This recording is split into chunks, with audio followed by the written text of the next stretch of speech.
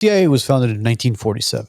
With the passage of the National Security Act of 1947. Yes, and they replaced the OSS. Correct. So what was the purpose behind replacing the OSS? It was like you had a central intelligence agency at the time. Why replace it and officially call it the Central Intelligence Agency? OSS was the Office of Strategic Services. Correct. So what it did, for the most part, was it parachuted Americans behind German lines in the Second World War. So what they did is, for example, I'm Greek American. A lot of early OSS guys were Greek Americans who spoke Greek. They would parachute behind Nazi lines into Greece, speak Greek, look like Greeks, and then, blow up bridges and stuff so that the Nazis couldn't get their supplies.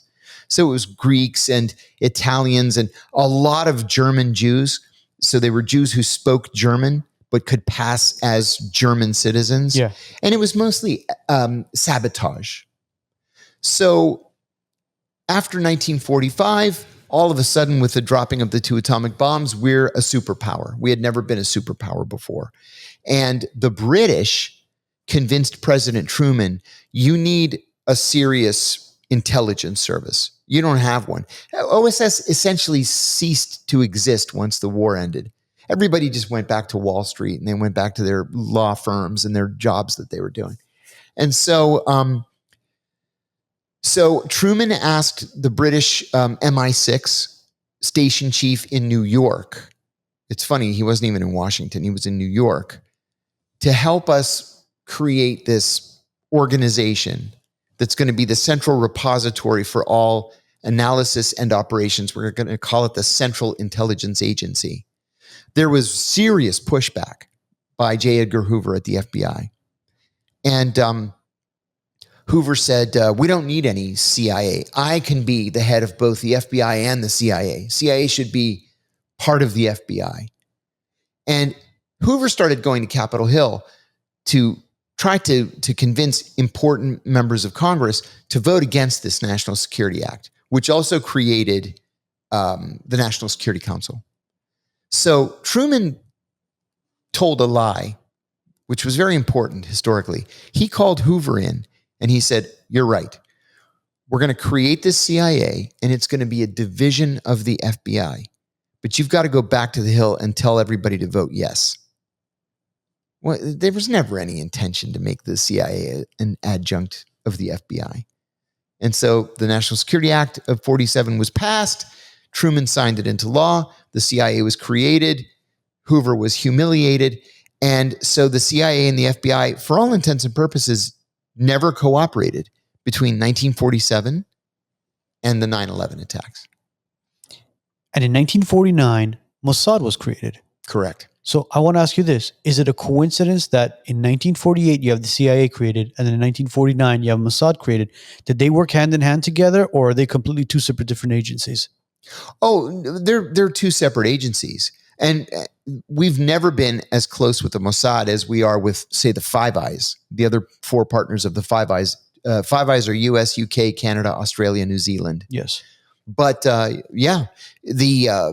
CIA and MI6 and by all accounts, the KGB jumped in to train Mossad.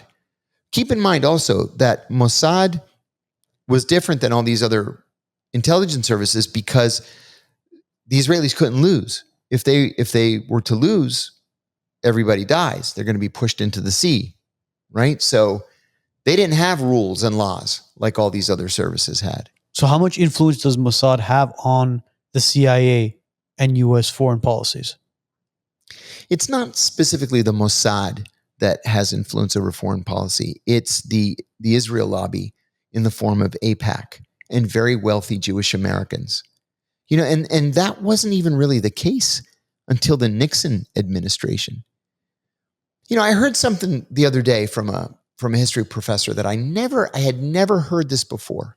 We were talking about the founding of Israel. And he said, you know how Israel was founded? I said, yeah, of course. You know, the Truman administration and the United Nations and blah, blah. He said, no, it was $2 million in a briefcase that was delivered to the Truman campaign train in 1948. I said, no, I didn't know that. He said, yeah, Truman really didn't care if European Jews had a homeland or not. That was a British problem. But $2 million in cash in a briefcase, that's going to make him interested. Truman, you can find on YouTube, Truman gave a statement that he knew that he was successful creating Israel when both sides came out of it hating him. But that wasn't really true. By both sides? What do you mean by both sides? The Palestinians and the Jews. Really? Mm-hmm. I thought it would be the opposite. I thought the Palestinians would hate him and the Jews would like love him. But the Jews wanted all of it. They didn't want it divided, into Palestine and Israel or Palestine mandate. And correct me if I'm wrong, the Palestinians welcomed the Israelis or the Jews, the European Jews, the Ashkenazi Jews, they did. With open arms, as in, come here, this is a safe haven for you. That's exactly right. And then the Nakba took place. And everything changed, and it's never gone back. And the Nakba is the Israeli-Palestinian war. Correct. Where hundreds and hundreds of thousands of Palestinians fled mostly to Jordan, thinking we'll regroup, we'll fight our war, and we'll reclaim our land. And here we are 5 generations later, and they're still in Jordan. John, we've had this conversation with other guests before where we talk about that specific territory, that specific land, whether you want to call it Palestine or you want to call it Israel, it doesn't matter.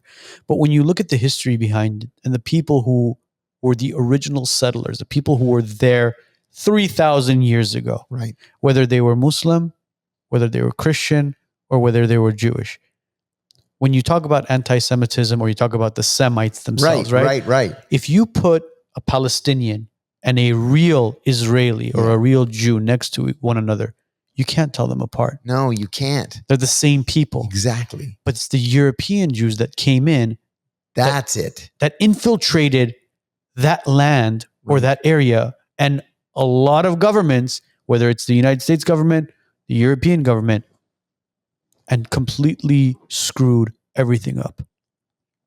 And in fact, it's gotten even worse over the last 20 or 25 years because of this massive influx of Jews from Russia and Ukraine.